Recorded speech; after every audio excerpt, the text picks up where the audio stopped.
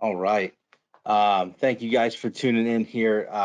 My name is Sam Newsham with the Alumni Association of Golden Slipper Camp, and I am joined today by Matthew Freedman, another Golden Slipper alumni and my former counselor. Twice, well, twice-ish, yeah. There you go. Good times. There Yeah, you go, I was and stunning. which side? And there There I you go, go. right there. There There you you go. I was go. stunning. You were stunning too. Now we're coming at you today a little bit differently than normal because we are not here to talk about Matt. We're not here to talk about me. Recently Golden Slipper Camp suffered a loss of one of our own, and that was Uncle Scott Davis. For those of you that didn't know Uncle Scott, he was a crazy man who touched a lot of people's hearts, and it was beautiful to see how many people had reached out to talk to us about an Uncle Scott story, and he was the village leader for Council Boys. He ran archery, and he was a lot of fun to be around, and those that knew him were blessed to have gotten that opportunity to spend time with him. This may be a little bit of a harder episode for us to kind of talk through because Matt and I knew him pretty well, and he meant a lot to both of us. But so we were talking about how would be the best to kind of talk about this on this channel, and Matt and I decided that we were going to try and talk to a couple of people, and Matt is the first person that was ready to kind of talk publicly about Scott, and so he's here today. So I'll let him introduce himself, and we'll kind of get rolling, because we're definitely gonna do another episode with Matt because his slipper history is on point, and he's got good stories, and he had the best campers obviously in his bunks, so legend. But Matt, thanks for spending some time with me tonight, and thanks for kind of setting this idea up to honor Scott in this Awesome. way. Yeah, Sam, it's my pleasure. Thanks for having me. And before I get into my portion, I just wanted to make a GSA, if I can, a Golden Slipper announcement. Dad jokes, that's how I roll. So if you don't know me, my name's Matt Freedman. I spoke at Golden Slipper 2 years ago in the summer of 2019. It was supposed to be Golden Citizens Day, formerly Horatio Alger Day, for those who don't know, it was changed. But I guess the club couldn't find a Golden Citizen, so your idea was to switch it to an Alumni Day to still celebrate something. So Justin Guida, the director, is a good friend of mine from home pre-camp, and he asked me to speak on behalf of the alumni. So I did. And in that speech, I kind of half tongue-in-cheek mentioned 3 T's of giving a Golden Slipper camp. So I just I'd be remiss if I didn't mention that real quick, because I love what you're doing with these videos, and it's raising awareness. And let's get involved, alumni. So the 3 T's that alumni can help out. We have talent, time, and tithing. So if you have a talent you can offer to camp, let us know, and how can you help camp? On that topic, if you have content that you want to add to this channel, to this channel, keep this thing rolling. If you have any ideas for your own shows that you want me to host on this channel, I would love to talk to you about it and see if we can put it together. Yeah, or if you have AV credentials or talents, bring that if someone's a better editor than I am, because I just kind of let these roll. So if anybody knows how to do things better than me, that would be preferable for that talent portion. Absolutely. There you go. And that kind of leads me to the next one, time. If you have time to put into editing content for this channel, or time. Sam and I get together twice a year at a minimum for the camp cleanup days. There's one in May, there's one in like October, November, just to help the groundskeeper staff, prepare camp for camp. So if you have time, donate your time to camp. And last, if you don't have time or talent, that's okay. Tithing, go to goldenslippercamp.org, and you can click the donate tab and donate via credit card right to the website. Call the camp office, ask how to send a check. I just feel like alumni, let's help camp. And we're watching this because we love camp and the strong feelings and connections we have with other people. Let's keep that going with this younger generation. And there's Absolutely. 3 ways to give. So I want to start with that. So thank you for that, GSA. Yeah, definitely. I also want to love the follow up. dad jokes. Keep them coming. I'm full of them. And then, you already mentioned this is pretty heavy. So thanks for the opportunity to let me speak. It's very cathartic for me to just get this off my chest with my relationship with Scott. And, I just want to, like, number one, apologize, but like, sorry, not sorry if I lose my composure. Scott meant a lot to me, but the people watching may not. I was kind of tearing up a little bit at just your introduction. So, if I lose it, I'm proud of every moment. You won't be alone. It's okay. Yeah. So you won't be that, alone. and then, I'm with you. And then similar to that, I wrote down some notes just because I wanted this to be visceral and just like come out. But my fear was I'd go off on too many tangents, or that I'd lose my composure and wouldn't know where to pick back up. So if I'm looking away from camera, I jotted down some notes. So and that's okay. And on that topic, as we discussed pre-hitting the record button, Scott was a tangent.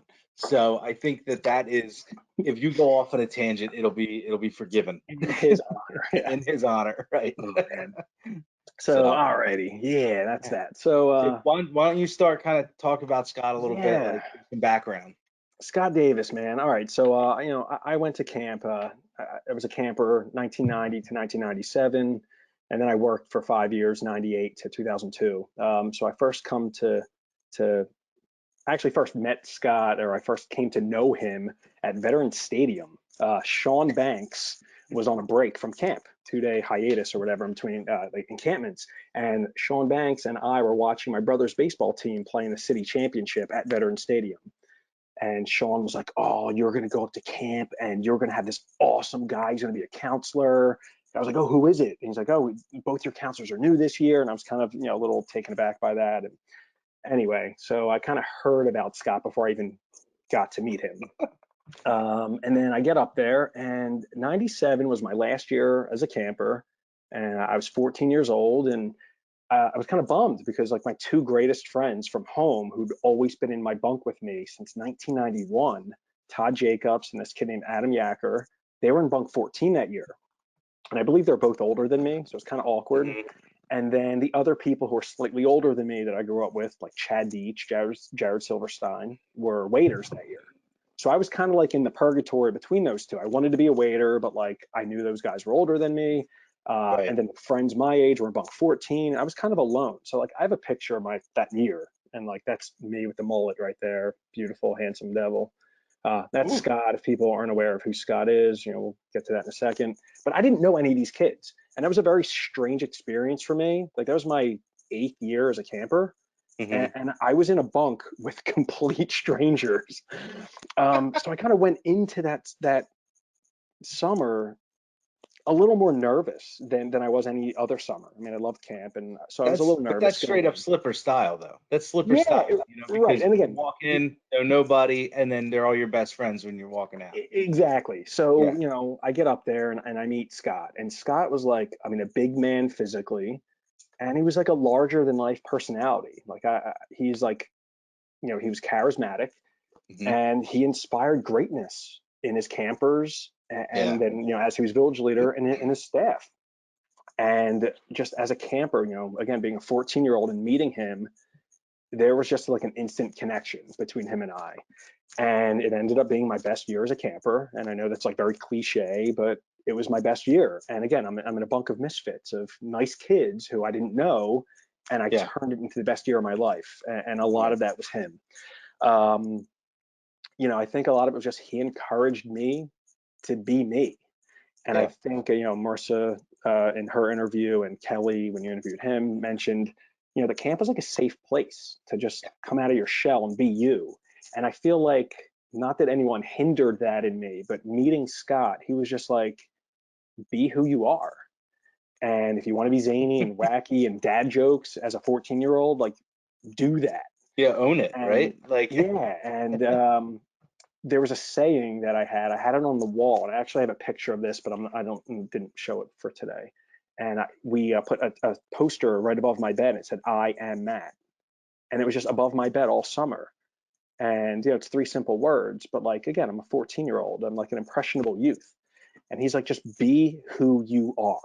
Like, don't dance around it. Like you said, own it. Take charge. Like, you don't have to be the best. That's okay. Don't be the coolest, but just be you and take charge. And man, that just resonated with me as a 14-year-old. And I just think like it was very formative for me just to like Yeah. feel that or hear those words from someone else. And I went with it. And that was the foundation of our relationship. Yeah. And then, so to go on some of that wacky zaniness, if you were there, second encampment 97, any of the people watching this, you might have seen me and him together kind of acting out Monty Python and the Holy Grail. And kind of, we joked that he was the king and I Yep. was his patsy from the movie. If you haven't seen it, a patsy walks around clapping two empty hands of coconuts together and the king pretends to be riding a horse. So Scott would do that and I would be clapping empty halves of coconuts behind him. So time out. Yeah, go for it. So do you remember in Bunk 13 that we did that also?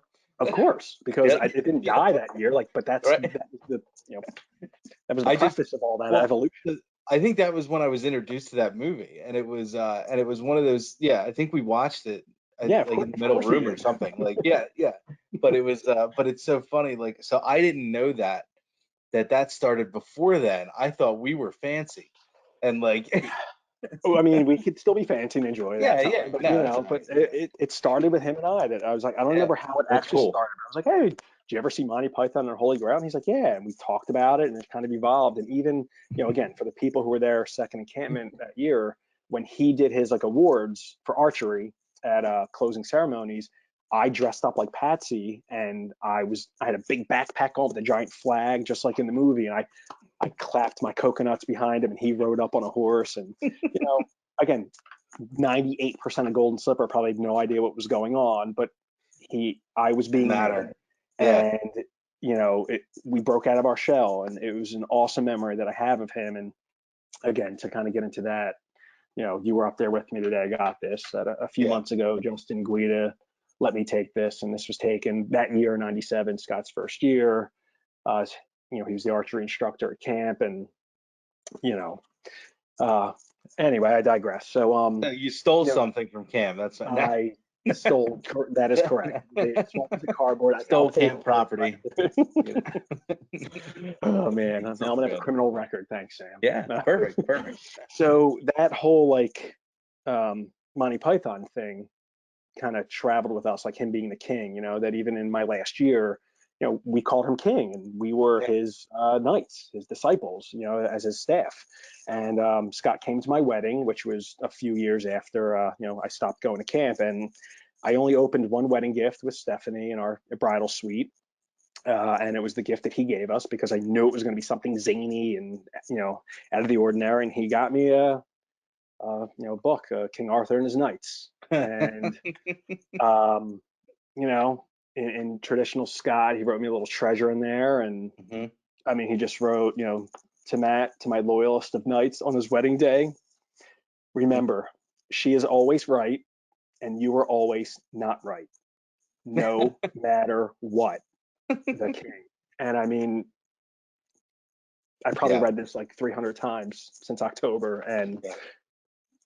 not the book. I'm sorry, just his message. Just I the mean, message. Yeah, I've of read the course. book as well, but his message, and it's just He we always took had that to death. So he always had that thing where anything he sent you, written wise, hit you exactly where you needed it to hit you, and whether it was to make absolutely, you laugh, to make you to make you. I always say that he always was able to refocus my perspective. And that yeah, was every time he and I spoke, that was exactly what was what I needed at the time. I mean, even yeah, recently, like right before he passed away, one of the last like texts that I got was uh like basically like continue to, I can look it up, but like continue to teach your kids um to love and to enjoy life as much as you have, and then do it better. And it was like, and it was just that thing, like, I'm sitting here like a wreck, for our friends. But he was always about, right back onto the perspective. And, this is what you need to do tomorrow. And it was like exactly what you need sometimes. But, and then Yeah. other times with the zany, like when I was a waiter and I was leaving, I had everybody sign my Golden Slipper shirt, like from that year, because it was like such a big important year when you're a waiter. Right. And I was like, dude, sign my shirt. And I turned around to give him the back with the pen, and he grabs my arm and throws it up like this, and he wrote, "Don't be a Dorcas from Mallorcas. Love, Uncle Scott." Like right under there, right in the armpit. And I was like, so I can never wear this shirt again because I'll lose I'll sweat where that you out. wrote. I'll sweat it out. So it's upstairs. It was never worn again after that day. So I still have it. I want to But say that like I remember that moment. yeah, oh, I'm Because sure it was I want like, to say yeah, it's '01, right? So yeah, oh, I, one. I was in the village. I want to say I remember maybe not seeing that, but seeing that written there. So Oh you kind yeah, of were a great segue into my next portion. So like I met Scott in '97. It was my last year as a camper, and like you said, he would sending these gifts, and I have all these yeah. treasures from him that after camp, I wrote him a letter Hmm. like a few months after camp. And again, I'm a 14-year-old kid. Kids write letters to their staff sometimes. Yeah. He wrote me back, and Well, especially back then, like correct. to Now, put it now we in talk text and perspective. Now you Facebook. I'm shoot a sorry, yeah. text or Right, like exactly. Yeah. a message. Right. There's Facebook and Yeah, Instagram you and all these hit other things I somebody's don't use. DMs.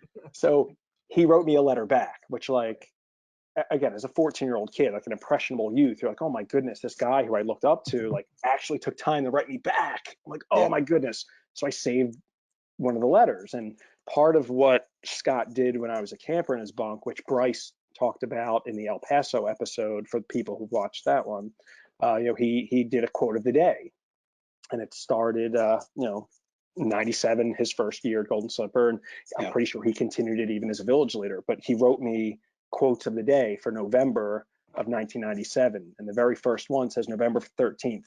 Stop looking for the silver linings of clouds and start embracing the rain.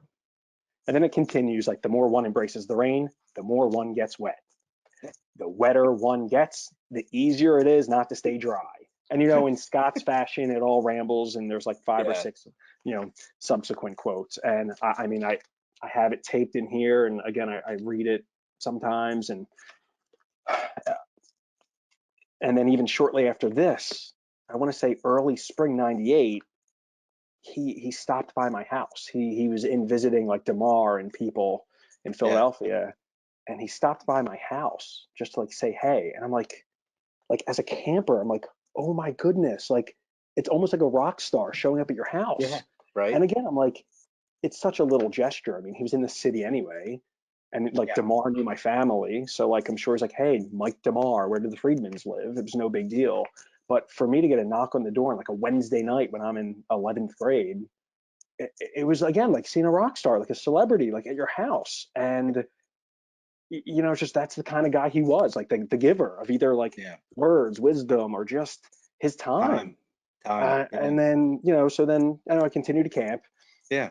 And then my memories grow on staff. In '99, I was a JC allowed out of camp and taking trips with him on off days, going out to eat and whatnot. And in 2000, he brought me into the village, and he pulled me aside before the kids came up in 2000. And he's like, listen, like I was like 17 years old, 17 years old. And he's like, dude, like I had to convince Steve Alper to like let a 17-year-old be up here, like, because I know you can handle it. And he like was like, don't disappoint. I know you won't disappoint me because like I wouldn't have picked you, but he's like, you're in Council Boys now. Like, be an example, like lead by example. Yeah. And it's like that work ethic he instilled in all his staff. Yeah. Like, That be excellent.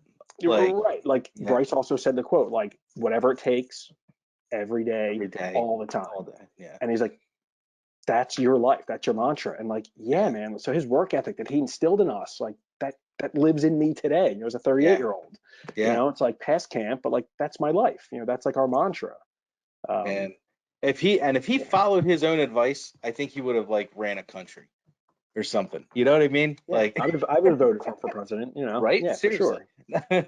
Yeah. Um, And he then, yeah. go on. No, I was just gonna say, like, I mean, I'm mouthing the quote along with you because I remember him, saying that, and I remember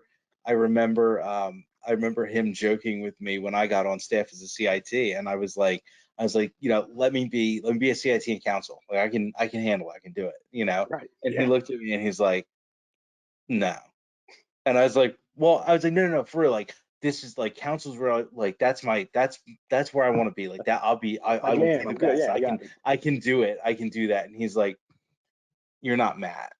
I And mean, I that, was like, what? And he's like, Matt was 17 and and blah, blah, blah. And he gave me the spiel about we don't do CITs in council. Like, he's right. like that, but like, and that was like the conversation was like, when you had Matt in bunk 13, he was the youngest person. Like, and that's what it was. And he's like, we're not doing the CIT thing in council, right? And then it was like a few minutes later, he goes, well, maybe Josie, and like walked away. I was like, what are you doing to me? Yeah. It's like, hey, Scott, you But see that knife back there? Can you get yeah, it for right. me? Oh my God. But like that was the humor, you know what I mean? Yeah. But like it was funny that you mentioned that, like about you being so young and him giving you the speech, because I vividly remember him telling me, like, it took convincing to get Matt, it, Right. you know, with Yeah. Steve, because that was a real thing. Like you had to be older and a little bit, and like camp older, not like Right. us old, but like camp older, 18, 19, to kind of Yeah. be up in, like at the show. Like Yeah. council was like the show back then, and it was like you saw the quality of counselors that went through that village at the time. It was rarely any first year people unless they were like, they kind of clicked day one of orientation, Right. and like that was like your Dave Otis and other guys like that clicked with Scott. But like Yeah. otherwise you had to kind of be, Mr. GSC Matt Friedman to get up Nah, I there. wouldn't go that And far. I I just think would, it's, nah, I dude, think I it's more would. like, all right, You well, were an excellent I staff appreciate it. member. I Yeah. appreciate it. I feel like, again, it's like the work ethic. Again, I'm going to bring it back to Scott. Like, and listen, I have a father. You know my dad. A lot of Oh people yeah. watching this. My dad was brought up. Marissa brought up my dad in her interview. So Yeah. people know my father. But he has no connection to Golden Slipper, by the way. Yeah. And I love my dad. But Me too. the way Scott's influenced me just with who I am, like Yeah. it's deep in my bones. Like you were just saying, or even like in Bryce's interview, Bryce mentioned something that I caught me off guard when I heard it. That, like, I guess one day I was walking up Pool Hill after a meal and I just stopped and I was picking up trash on the way up Pool Yeah. Hill to like clean up camp. I don't remember stuff like that. But it's like that's Yeah. the work ethic that Scott instilled in his staff. That he's like, listen, you love this place, pick up that stinking piece of trash over there. Like, just Yeah. lead by example. It's not for accolades. I don't want someone patting my back, giving me a medal because I No. picked up trash. I'm not doing this, to be praised. It's just like you do it because that's your job and because you love Right. camp. Yeah. That, and again, it's like, I carry that with me now in my vocation as an adult. Uh, and then again, I'm looking down at my notes. I'm going to jump Yeah. to, because I just mentioned Bryce from his El Paso interview. So I'm going to Yeah. my next thing under that. Right after Scott passed away, I posted on the alumni page of Facebook. It was a picture. Let me see if I'm sure we could find it. We'll freeze frame it or whatever with our cool editing skills that we have or whatnot. I'll work on But it. When you hold yeah, them up, well, I'll know to well, stick there's them up this. there. So this is a candid picture of my last year at camp in '02, and Look at the I don't even. guns. Yeah, that's right. I don't even know what our conversation's about, but I mockingly wrote like it's Plato and Socrates having a conversation. And I Yeah. mean, this picture brings tears to my eyes when I look at it because, you know, sorry, just give me a second. No, it's all right, man. I get it. So it's like I mockingly posted it that like I'm Plato to his Socrates, and that's like his style of communication, and for sure. Sure. Yeah. That he had a very Socratic method style of talking. Like when you had a conversation with him, he didn't just tell you an answer to something. It was Yeah. kind of like he would just keep posing new questions and kind of like make you think You for had to do the yourself. work. And You had to do the work. correct. And that's Yeah. what it's like Socratic. That's a Socratic style of conversation. So I put that in there kind of like as an homage to him. But like like leading a conversation with Scott was like walking away knowing you had the answer. Oh yeah. But it wasn't until like you reflected on what the question really was and what the question really means that you understood the answer. Right. And again, I know Yeah. it's like talking circles, but like if you knew Scott and you had those conversations with him, that makes sense. Like Right. that's who he was. So it's like at any moment, a conversation with Scott would turn into like an erudite discussion Yeah. about life, the universe, And everything. everything. Thank you. There's a reference. Yep. And it's like you didn't mean for it to get there, but it's like, But it you're got there. just shooting the breeze. Yeah. And then again, when you think introspectively on it years later, you're like, holy crap, I was 17 or 19, my last year, that picture, I was 19 years old. And like the stuff that he said, I'm like, It's still hitting you. as an adult, I'm like, Yeah. wow, like the depth to his Yeah. word that Yeah. just, I didn't get at the time. And again, like something I'm going to refer to, when I went to college, he mailed me a book because Scott always used to write things in composition books. So he mailed me a book, and on page 1, he wrote a list of advice. And in a second, I'll get to some of his advice, but it's like I reflect on it through several stages of my life, and it just brings me to tears. Yeah. More so now, but anyway,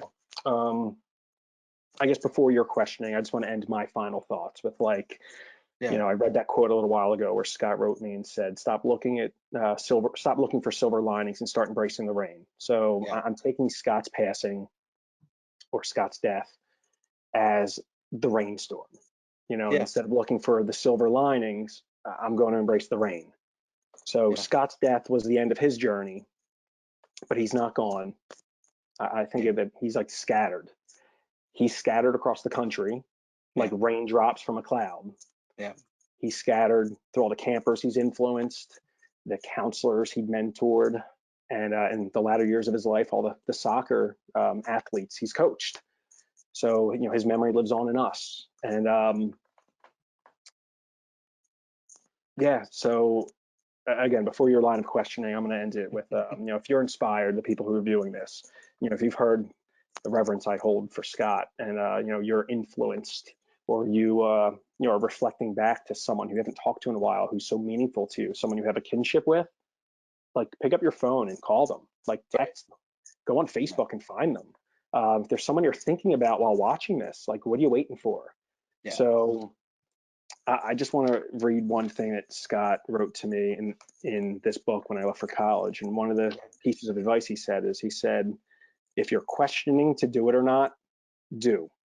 There will always be bills to pay. Pay them and do it anyway.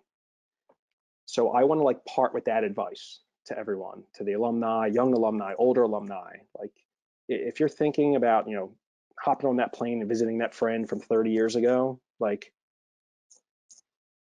just do it. You're not going to regret doing it. Like what'll happen is you'll regret not doing it. So just, if there's someone you're reflecting on after hearing this interview or watching this interview, pick up the phone. Yeah. Or maybe after watching this, if you're like, wow, camp is such a special place where I've developed these awesome relationships, and you want to inspire that, encourage that in other kids, like think of how you can give to camp. And if you can't think of something, or you have a suggestion, through that Facebook alumni group, message Sam right there, or message me, and let's figure out how we can influence future generations. So that's all I wrote down, Sam. So Well, thank you, and I, anything else I I, can incorporate. yeah, I mean, I figure we can shoot about Scott for a little bit, since we have a couple, we can take a little Yeah, time, and yeah, but I gotta say that was it was a perfect culmination of Scottisms, like of what of like who he was as a person, the way that he connected with people. Um, like my connection with him was very different because I didn't know him pre upper staff. So like to me, I had a little bit more of the separation, where it wasn't as direct, where like I'm close with you, you were my counselor. We were close first, and then, right. it went from there. So Scott was more peripherally close, and then I got closer with him as I got older, Yeah, but like for me, one of the things about him that was always like so great was that no matter what, like let's let the kids all have the opportunity to do whatever they want to try and do. Like when I think about like the wiffle ball tournaments, and like that was not exactly probably the Steve's favorite thing that ever happened. Right. Keeping kids up out super Right. late, Going to the and tennis courts until going to the midnight, tennis playing under courts the until light. midnight, Right. 1 o'clock in the morning. Like the kids were basically getting back for curfew. Like that was not his favorite thing. Right. Like when I did the guitar elective, and I was a CIT, and I couldn't get a senior staff person to get on it, since we only had like 2 kids that signed up, or 1 kid that signed up, or whatever it was. And Scott said, well, it's my rest period, so just do it at waiters 15 wa on the porch, and I can nap and watch you through the window. Right. You Yeah, mean yeah. supervise, not nap. That's what the air quotes are Supervise. I for. mean, I Yeah. meant supervise, like through the window. And and every Yeah, man. few Because you minutes know you would what? just, Because yeah. he wanted you to be Sam. Right, right. Like, And that was all that stuff that like I didn't get until later, where it was always anything I wanted to do, he kind of always nudged me to do it. And it was never a discouraging thing, where other staff may have discouraged some right. ridiculous ideas that I had Right. had at the time. But like he was like, yeah, screw it, just do it. Like who cares? And so, funny side story to that, with the, he named us, we were the Four Potatoes. That was our music group from the guitar elective. Right. And that one kid that signed up, that I really had no connection with before, his name was Dakota Rasick. And so Dakota and I became tight, because like, and he was like a decent enough guitar player, like for being so young. And then the next summer he came back, and the kid was like ripping Van Halen riffs and stuff. And I was like, what happened? Like you got better? Like, I mean, he was obviously better than me at that point. Right. And then I blink, and I'm getting phone calls the way that I would like call Scott. I'm getting phone calls like from Dakota, like, hey, guess what? Like I'm going on my first tour. And I'm Wow. like, what do you mean you're going on tour? And he's like, oh yeah, I'm the guitar tech for Sublime with Rome. And I was like, what? And then fast forward, now he's with the Dirty Heads, and he went out with Trivium, and and he did stuff with like All American Rejects, and like, I mean, a whole slew of bands. And every time he would, hook up with another band that he was kind of hitting the legs with, like a tour leg with, he would be like, yeah, I'm working with this band now. And I am so grateful for the relationship that I have with him. Today, like we can get on a video call like this, and he and I can shoot about gear and talk about music, and whatever, and just and he's in California, and I'm here, still in the Philly area and whatnot. And like I never would have had that connection without Scott. And I look at all of these different things that happen, like where I never would have gotten approved for that, and then I wouldn't have someone who I consider like one of my Influence close Dakota. friends, because the And maybe he potato wouldn't have wanted to take a nap. achieved the level of you know success that he achieved without that. Right. right, exactly. Well, maybe, yeah, maybe Right. not, you never Right. know. The I ripple think effect, he, Yeah. yeah, but it Not to was, take anything away from Dakota and his skill no, set. I'm no, just saying, he's but amazing, right, yeah. the but influence, correct. Yeah. but like the whole thing with Scott was like, yeah, do it, just go do it. And it was the same advice you would give to everyone on the when they were on the fringe of whether or not they could come back the next year. And it's just like, well, why not? Like Yeah. if you can, do it. If you can't, don't. you know and but I mean, I loved that he would still come and visit whenever he was able to, before he got sick. And like we would do, what was one, it's like 2008 or 2009. It was like a couple years after he left, after he stopped going to camp, and we were up for like it was like barn raising or something Yeah, he was. Yeah, like that. Yeah, and like he was up, he was up crashing for a the night barn raising before, the you year. I know. don't remember the year. It was the year that the wiffle ball field was built and the upper ball field. Oh 08, I think it was oh Is 08. that 08? He came Yeah, up for that but he one. came up for that, and like I had Yeah. to leave in the middle of the night, and I was like, dude, I'm not gonna be able to get back tomorrow. because I don't have the gas money. I was like, I was a broke Right. kid, Right. and he's like, how much do you need? And I'm like, no, I'm not taking your money. Like I have to get home, but I can't get back up here. I was having some, some Right. issues with friends I had to take care of. And it was like, but it was like, how much do you need? Like he'd give you the shirt off his back to make sure that you got to do the things that you wanted to do, you Absolutely. know? And Yeah. man, Listen, I'm getting teary eyed, I hearing you know, speak man. about him. Like it's, it's like, It's so, hard. It's super hard. my relationship with him is pretty interesting. Like, Yeah. we lined up a couple other people to do these Scott Davis interviews, and hopefully Yeah. compilation. And if it works Yeah. out, great. And if not, this was an honor. Oh yeah, Um, same but same here, man. my Like, relationship with him is unique because like it started as like a camper counselor relationship, like I right. was his camper, and it could have just Yeah. ended there. And it's like, great, you were my counselor. It And was a and fun that would have been summer. awesome. And that would have been Right. It would awesome have all been by great. itself, Right. Correct.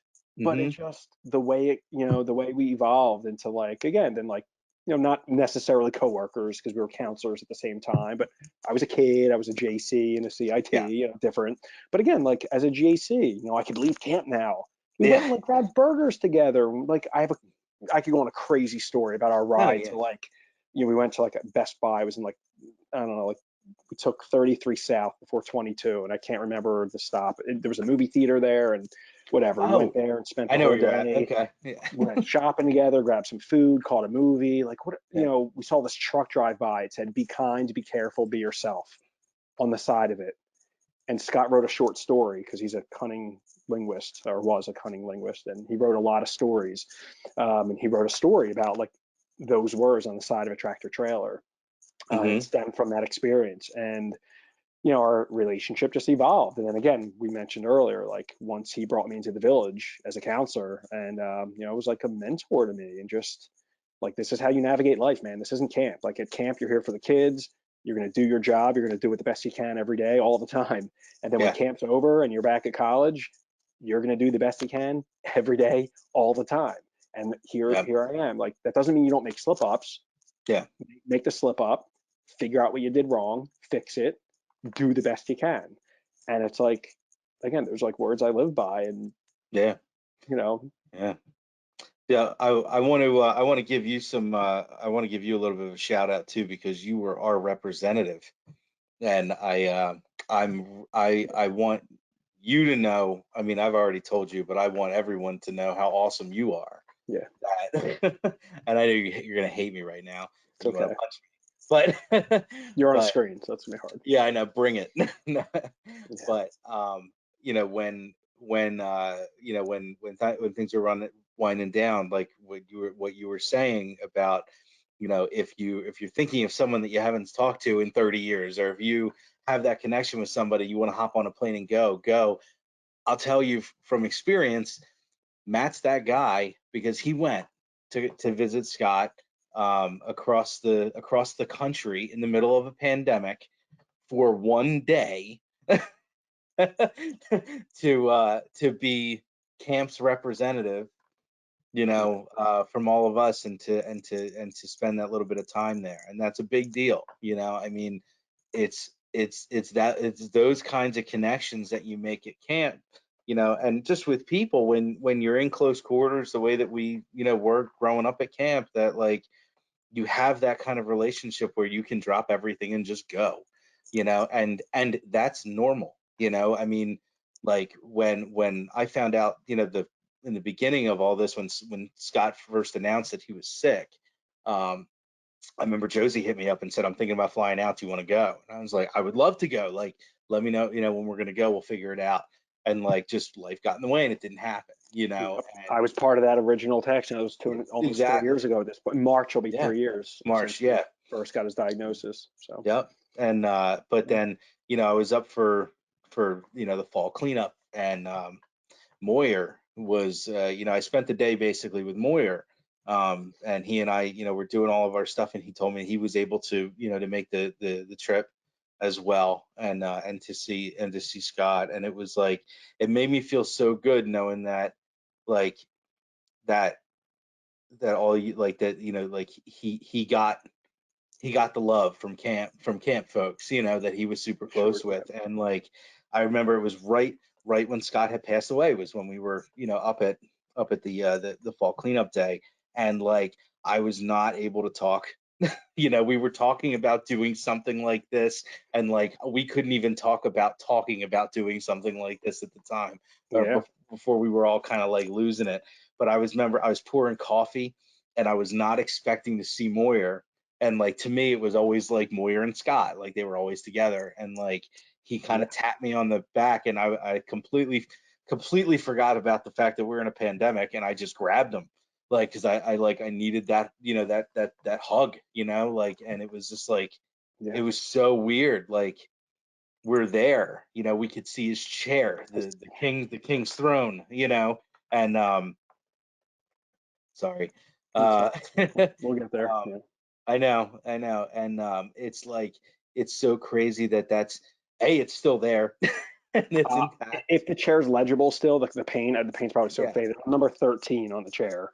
yeah, There's a couple numbers on the back and whatever. yeah. Like, Well, I mean, but like I love that that's still there, and like I mean, the same with like Ronnie Ashman's table, like that's still there, and like these kids now that they have no idea who these guys were, but ask the question, right. The mark is you would right. look. The mark is there. Their The mark is. mark is there, maybe it'll spark a conversation, and somebody who's still there, like Tommy or Justin or whoever, can Yeah. fill them in on some of the people like from before. But I think that they would love to know these stories, and that's part of why we do these videos. It's like I want the younger kids that love camp like we did, that want to be a part of it or whatever. I want them to know the history of some of these things. Like there's a lot of stuff Yeah. that happened before us that I Yeah. Of don't know, course. Yeah. and but like I love that Scott's part of that story, Definitely. and always will be. And I mean, he meant the world to a lot of people that were up there. And I mean, even Amanda and I, were messaging back and forth about it, Mhm. just recently. Like, God, I would really love a text from him right now. And it's like, no kidding, like, Yep. it's hard. I think Moyer's building him another chair. I think like so that Yep. the one that he sat on can be roped off, and no more butts in that seat, All But right. Yeah. That'd be, I don't know. Yeah. I know this is kind of a weird episode. I'm used to just kind of yeah. like shooting on stuff, but like I don't know, man. All I kept thinking about this whole time, like kind of getting ready for talking about this and everything, was hanging out in the middle room, making grilled cheese on this hot plate, and talking about whatever random life, Yeah. universe, and everything. Like, I mean, that's just when you're a That was kid, Scott. an Yeah. impressionable kid, like, it was a lot of fun to have somebody who made your mind work. And you don't have that a lot, and a lot of older people, like even just a couple years older, they don't want to spend the time talking to the younger kids like Mhm. the way that he did with us, and it meant so much. Yeah. So any You're right. counselors, village leaders, that watch this stuff, like take note of that. Like he was the Yeah. best because Spend of his time with engagement. campers. Yeah.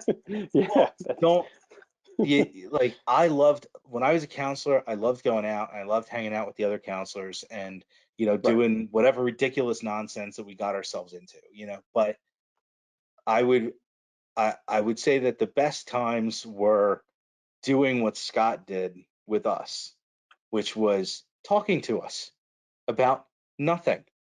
And then it turns into something huge, but Yeah. start just lay that foundation of the conversation, and let those kids know that Yep. they can come to you and talk to you. Absolutely And right.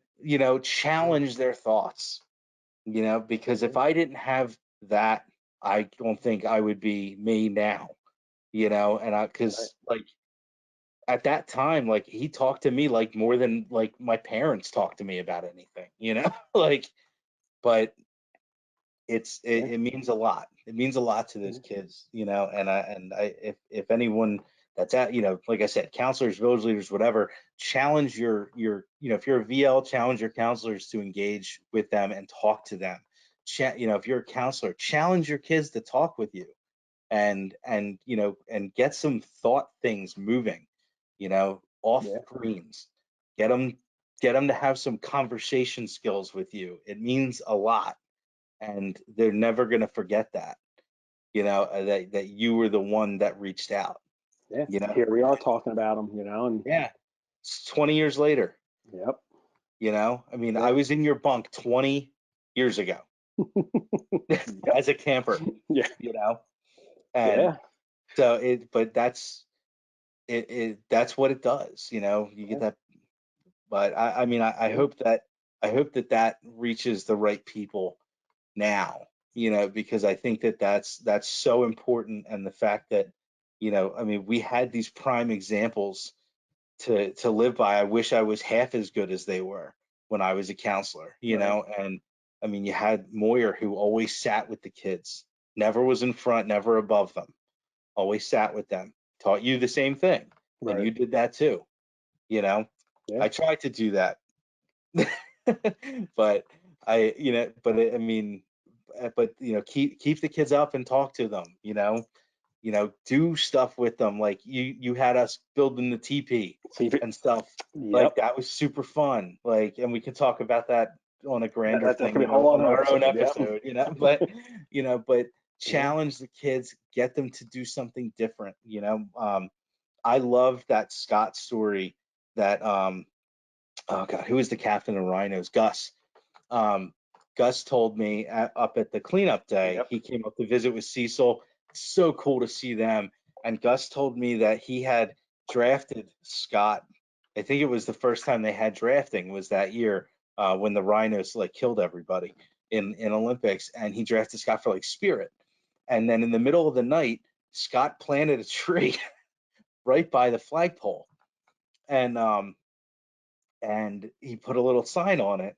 And Gus was like, "Are we even allowed to do that?" And he goes, "I don't know, you know, like I whatever, did. I did it." And he's like, "Well, why that?" And he said, "Because every single day, the kids from Caden are going to have to walk around that tree to get to the flagpole, and it says Rhinos on it." And it was like, wow, like that's super cool. Yep.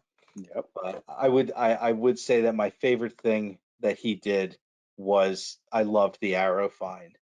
I think that Yeah. was it was poetry of nonsense, and but it was so beautifully worded.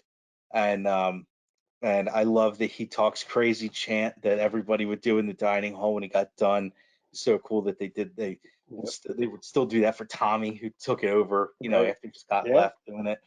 And it's it was always so much fun, especially like when you were in his bunk and he'd be writing them, and like sometimes, like if you were you know one of his guys, like he'd be writing them in front of you, you know Right. Well, it wouldn't matter anyway. You can watch yeah, them write it and read it. You're not going to know where it is. exactly.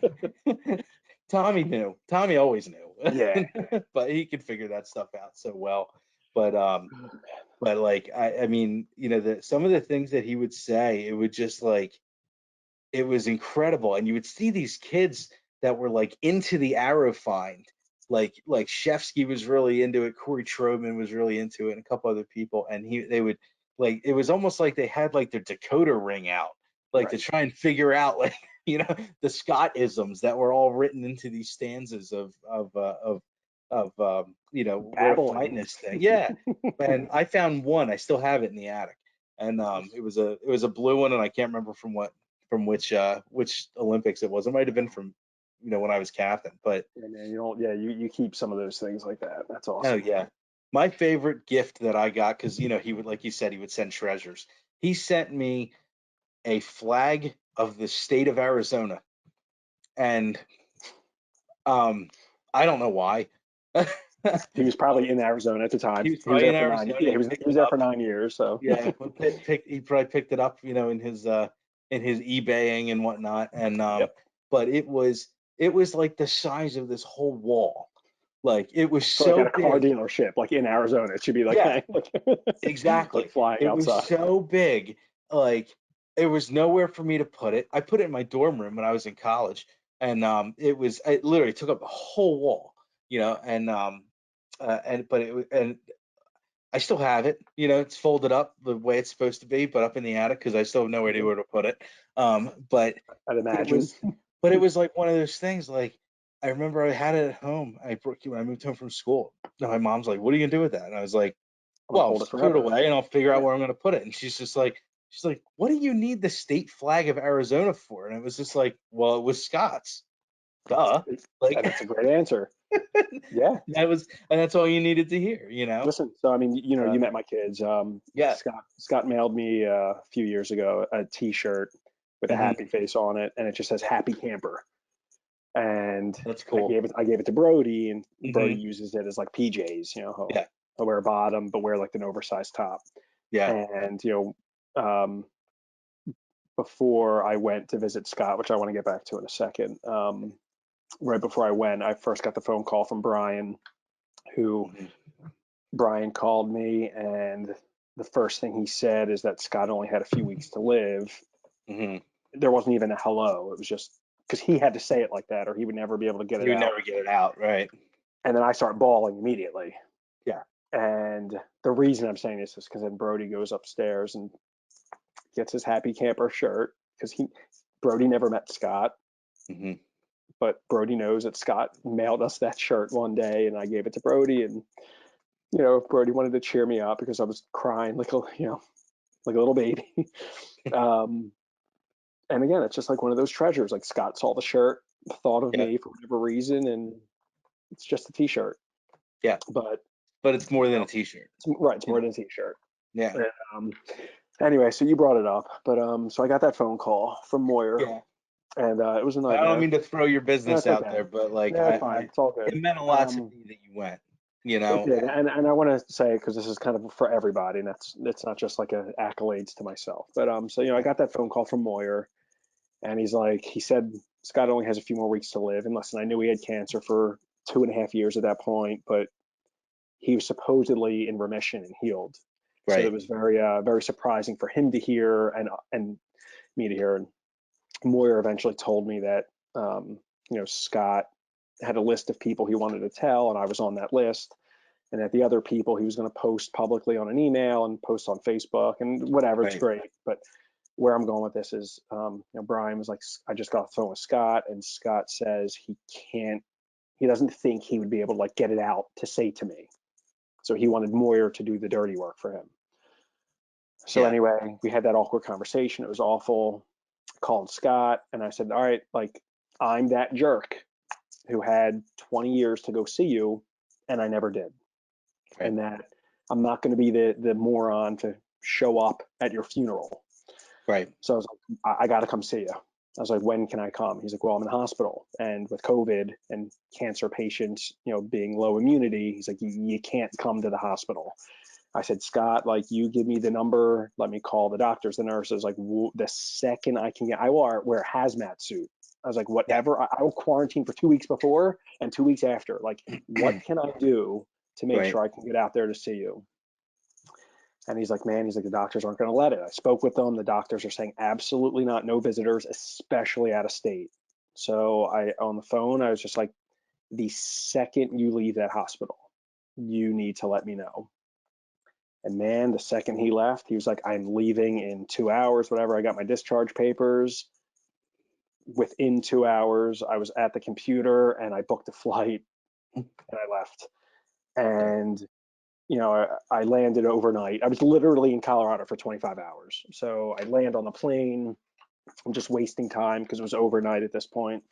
So I was waiting for him to tell me he was up in the morning to come hang out at his house. And he's messages me, hey, come over. So I show up at his house, wear my mask, doing our yeah, whole safety thing. And I wasn't sure how he wanted to handle this. And I walk in, he was bedridden at the time.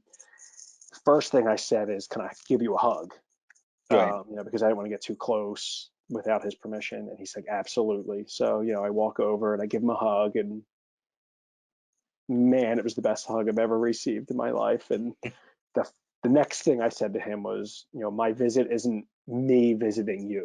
I said, this is for everyone. Like you mentioned Josie, and I was on that text thread. It was like right, you, Josie, Omar, and I can't even remember all the other people on it. yeah, I was like, let's all just get on a plane and go see Scott soon. And it was like one of those things, like you said, but like life got in the way. We all have families, we all have jobs, we all have kids to look Right. out for. It's like, I can't make it work. I can't make it work. And I'm like, yeah, but to heed Scott's own stinking advice, which I wish, Just go do it freaking do it. anyway. There are always Do it bills to anyway. pay, but do it anyway. Right. And I didn't do it, but I did it in October. Yeah. And I hugged him and I said that this is for everyone, and I named names. And if you want to know if you were named, ask me privately, people, and I'll tell you. But we named all the people's names that I'm there for, and the people who I forget who he knew. I was like, I'm here for everyone, from Slipper, from PA and Jersey, who couldn't be out here to see you. And we hugged and we cried, and he thanked me, and he knew that it wasn't just me being mad. It was me representing all of us. And Right. we told some great stories together, and just it was an awesome day. And Moyer went out the week later, and Yep.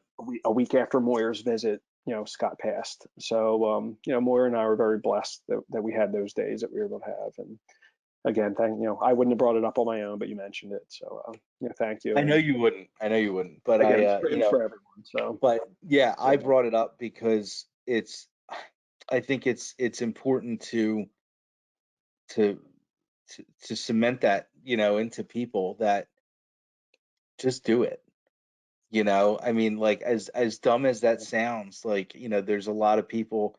I have had a plethora of loss in my life, and it's a horrible thing, and I hate that it gets a little more dull every time I lose somebody. But like, the the regret of not doing it for a lot of those people, for me. Outweighs the financial hit of spending a couple $100 to take a flight somewhere. Right. Yeah, absolutely. I mean, Absolutely. Yeah. I mean, it's a very important thing to have those connections. That's why every single episode of this, show that I do, I talk about, stay connected with your people, talk to your camp family, and reach out and stay connected, especially right now when, you can do this.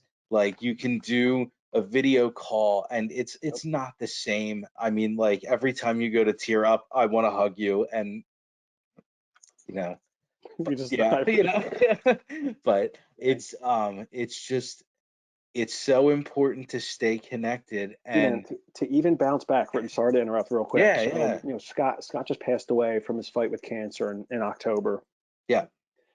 End of April, Sean Banks was supposed to come in from Texas Hmm. to Philadelphia just for a visit and check in on his grandmother. Um, and because of COVID, or maybe it was end of March, I'm sorry. It was either end of March, early April, I can't remember the exact time. Anyway, Sean had to cancel because of the COVID pandemic. So we all decided to put a Zoom call together. It was like 10 of us. Scott was Yeah, one of the people. Because we're like, oh, Sean can't come in. Let's just connect on Zoom.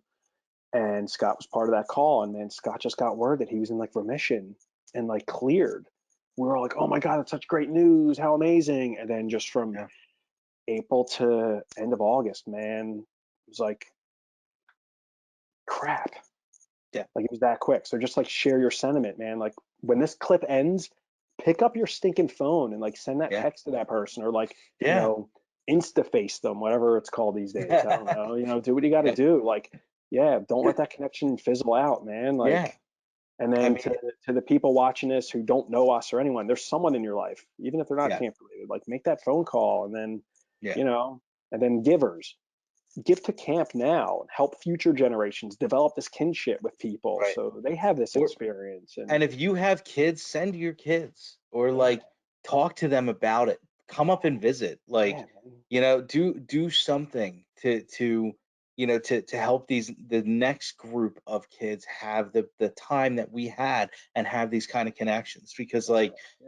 I camp for me, and I said it a little bit on the last episode with the Canes, with Jess and Dave. Camp was like a custody agreement, basically, for my parents. It was the year they had split up. They didn't know what to do with me for half the summer.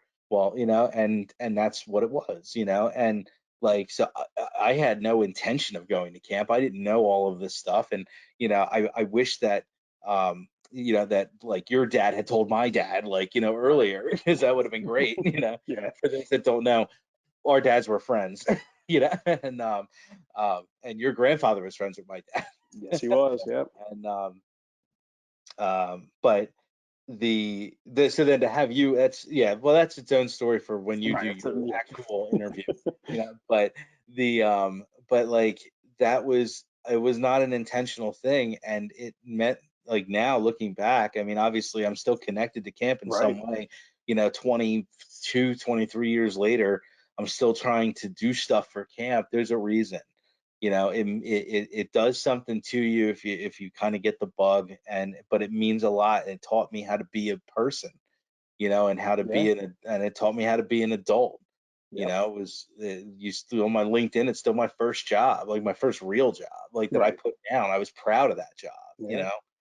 and like, I wish that, I hope that more people, kind of take this to heart, but more importantly, anyone that did that does mean something to you, when you have the opportunity to talk to them, you know don't not answer your phone.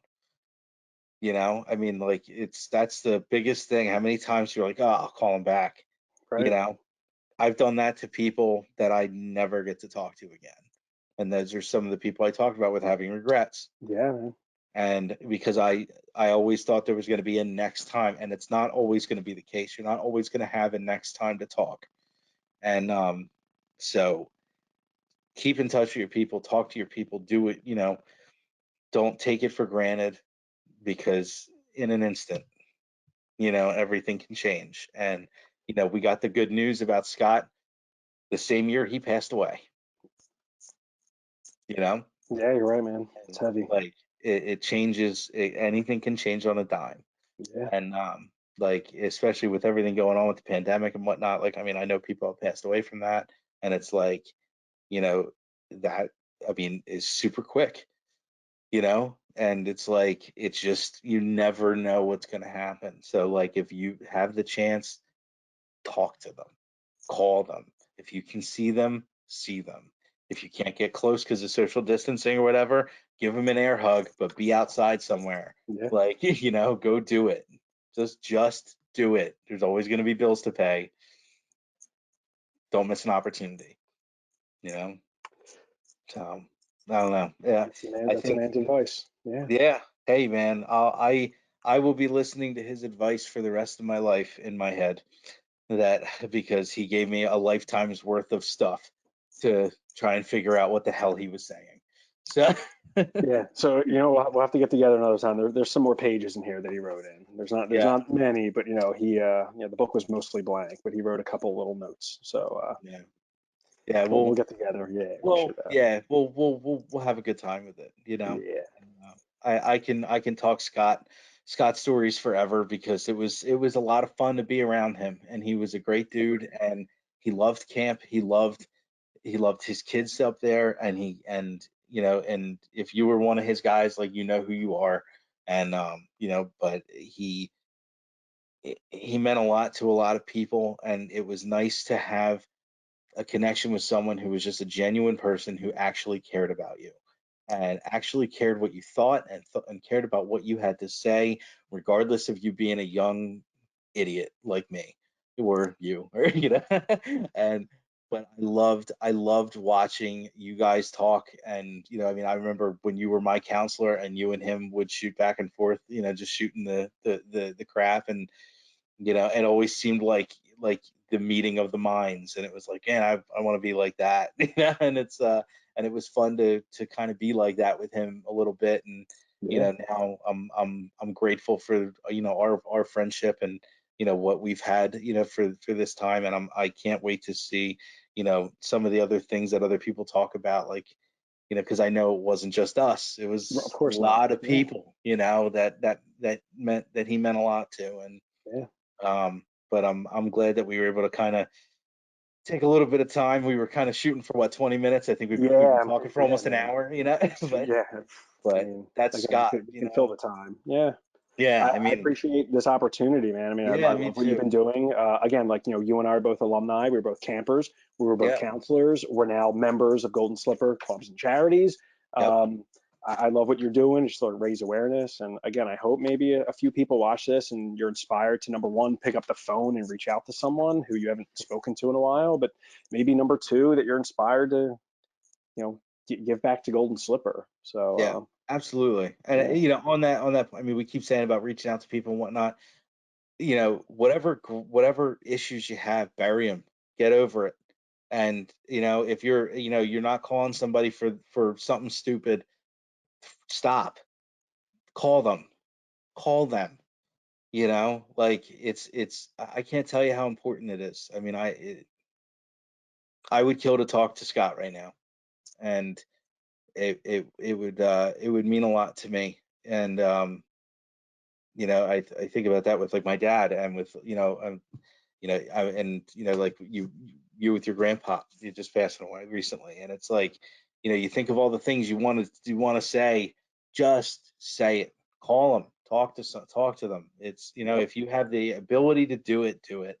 And I really am grateful for the time that we've had to kind of just talk about Scott, reminisce a little bit. And I know it's yeah, gone on it was, for a while, but we yeah, no, can. it's cathartic to let this out. Yeah, And, again, I just hope there's, you know, that someone's just inspired by this and, yeah, you know, absolutely. I could. internalize it and do what they want with it. But again, I just appreciate your Yeah, time and what you've been doing yeah, with you too, man. content. I mean, yeah, like this is it's we are gonna do a follow-up Matt Freedman episode, because Matt in his own right has a ton of slipper history, and I'm super proud of him as a person. And Thank you, sir. dude, I talk I talk about you all the time. Like I'm really I'm grateful you took the time to talk about Scott, and the fact that what you said up at camp meant so much to all of us. And I love that that you were in this with me, with doing the alumni thing and trying to Yeah, get more man. people involved and whatnot. And I think that Yep. this was a nice way of paying tribute to someone who meant a lot to us, who was an alumni also. And for those of you that don't know, one of the things that is happening is that we are expanding the archery area at camp too, in memory of Scott Davis. Do you want to talk about that at all before I let you I go? mean, you brought it up. Well, again, Yeah, I I'm wasn't gonna going to, but I'm gonna keep doing um, that. yeah. So, I asked Scott what his dying wishes would be because I know people would ask, and he said, "Hey, donate to cancer research because Yeah, no kid should ever have to like deal with getting cancer. No family should have to lose a loved one to cancer." And right. you know, um, so we made a little donation to St. Jude's in his honor. But then Yep. in talking with Justin when we were up at camp, Justin was like, "Oh man, as director, like I want to expand archery. Like that's like my dream. That's like my next project." And it was just like perfect timing of like culmination. Like Scott, like archery instructor when I met him, just passing away. Justin, a friend who I met, like I was in sixth grade when I first met Justin, and like, wow, like this is the project you want to do. And simultaneously, my dear friend and counselor and village leader, archery instructor, passed away. So my wife Stephanie and I decided to just donate to camp to pay for the project. So it's our honor that we're in a position to be able to do that. So Well, I yeah, think I think that's fabulous. I mean, it's a beautiful way to remember him. I mean, I will always remember him, with the archery stuff. And and the that picture, is that's kind of when I think of Scott, like that's the picture I think of, because I stared at that picture all the in time the in the office. office. Yeah. And while I was waiting, to talk to Big Tom or Steve or somebody, Right. and but like the thought of being able to walk at camp and see these different places with our friends' names on them, or I mean, that means a lot, like to know that they're there, and like you have Asherman Alley, and Mhm. and Jennis Hill, like. And it's beautiful that we can go to our happy place, and Yeah. see these things. And now we're going to be able to see whatever the name is going to be for um, the projectiles area. you know. And Yeah, I guess we'll find out. I guess I'll have to we'll figure out find out. we'll have to figure out what we're going to put on the plaque. Yeah, yeah, yeah. We'll brainstorm some ideas and Yeah. you know, and come up with them. But it'll be a pleasure to help put it together. And you know, We're I will very excited. I can't wait to I will see it. donate my time as much as I can to help you with it. Thank you. Yeah. And if any additional expenses come up, if I'm able to tithe some of them, I will do that as Right. well. And I'm not super talented, but I'm pretty good at like knocking stuff over. So like if there are more trees that need to come down, Right. I can jump on that because we had a good time tearing some of those guys down. But Nice. you know, so those are the 3 T's of Matt Freedman for camp. And you know, when it's all done, I hope you guys can come up. Hopefully we can do an alumni day, you know, this summer, if not the following. But hopefully you know, you guys can come up in the spring to help out with barn raising and whatnot, and you can kind of see whatever is going to be, you know, the Scott Davis projectiles destruction area. And and and you know, yeah. So on that, you know, if there's any closing remarks on your end that you want to No, I think we all relay, said it all. I think just I anyone think so watching it, too.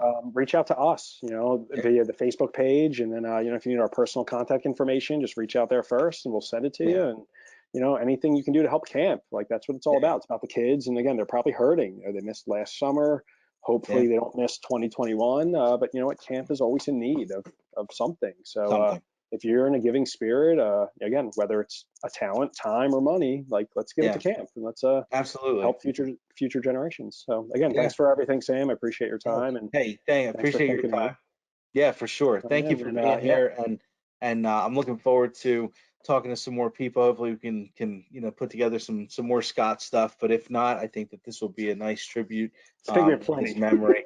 I think we've got enough material, you know. And but I really do appreciate you taking the time to chat with me, and I'm looking forward to doing a follow up with you about you. And maybe we can twist your wife's arm to hop on the video as well, because I'm sure she will. another alumni couple. I'm getting really good at doing the couple interviews now, That's you right. know, and so we're gonna have to keep that. Maybe, like you said, maybe we'll do like the dating game or something. We'll figure it out. I would I think love that to could be see you guys, like, see the Freedmans go head to head with the Silversteins or something. You know, I'm we'll see in. what happens. You know. Let's do But it. all right. Well, until next time, everybody, stay connected and you know, reach out to someone that you haven't talked to in a while. It'll Please mean a do. lot to them, and it'll mean a lot to you later. Trust me. Yep. All right. Thank you. Thanks, See you Sam. guys.